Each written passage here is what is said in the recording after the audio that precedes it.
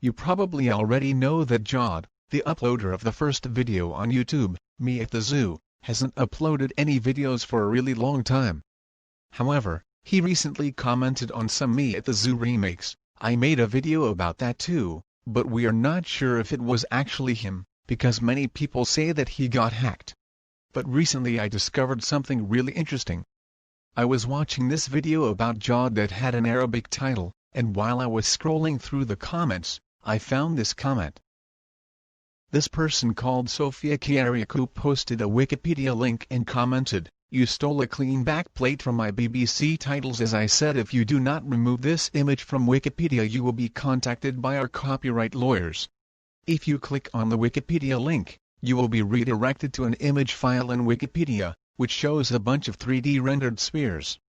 And in the summary tab, it says, description, scene created by Jod Karim and rendered with Jod Karim's Joray ray tracer. Source, Jod. Author, user Jod on en.wikipedia. So apparently this image was rendered by Jod a long time ago and uploaded to Wikipedia. In the licensing tab it says that the copyright holder of this file allows anyone to use it for any purpose, provided that the copyright holder is properly attributed. So I'm not sure why Sofia Kyriakou accused Jod of stealing her work and uploading it to Wikipedia. Maybe she did it by mistake, since the video on which she commented on was not made by Jod himself, but there could be other reasons, we don't know for sure. Now the question is, how do I know that this is Jod himself and not some random guy? In the career section of the Wikipedia page about Jod, it says that he worked on 3D voxel data management for very large data sets for volume rendering, including the data for the Visible Human project. So since Jod worked with 3D rendering, so it would make sense that Jod did render that image.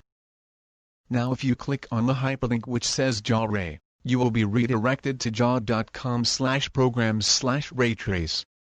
On that page there's a description of Jod's ray tracing software, and if you scroll down to the very bottom of the page, you could see that it says copyright Jod Karim. And if you click on the link which says back to software page, you will be redirected to a page which lists all the software which Jod created, and one of those programs is YouTube. So now we know that this is Jod's real website. There's also some pretty interesting stuff on that website, such as a tutorial on how to build your own robotic webcam. But the programs section isn't the only thing on Jod's website. There's also the home page in the photos section, and you could see a lot of great photographs there. Rip Channel Entertainment also made a video about Jod's website, you could check it out.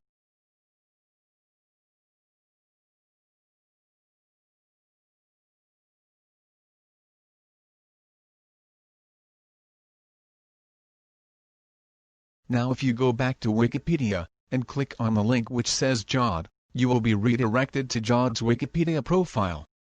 In here you could see some photos which Jod uploaded to Wikipedia, and this picture of the Glasnevin Cemetery can also be found on his website. So we know that this is Jod's real Wikipedia profile.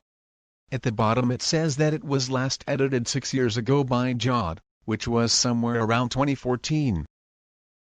2014 was the last time Jod edited his own Wikipedia profile.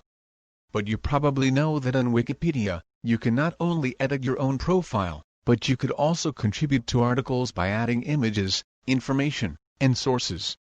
And if you go to the User Contributions tab of Jod's profile, you could see that his last contribution was made on May 8, 2020. So, we could see that Jod was actually active on Wikipedia 3 months ago. In the User Contributions page, there's more proof that it's Jod's real account. One of the articles which Jod contributed to is the article about Stanford University. And according to Wikipedia, that's where he earned his computer science degree. You could also see a picture of that university on Jod's Wikipedia profile, and he probably took it when he was studying there. That was a really interesting find.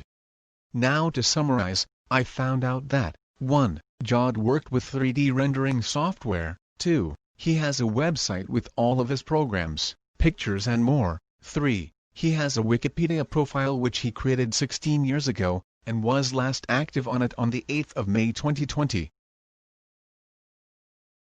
I left a link to all of those web pages, including Jod's website and his Wikipedia profile in the description if you want to see them yourself. If you enjoyed this video and learned something new, I'd really appreciate it if you shared the video so that more people would know about this.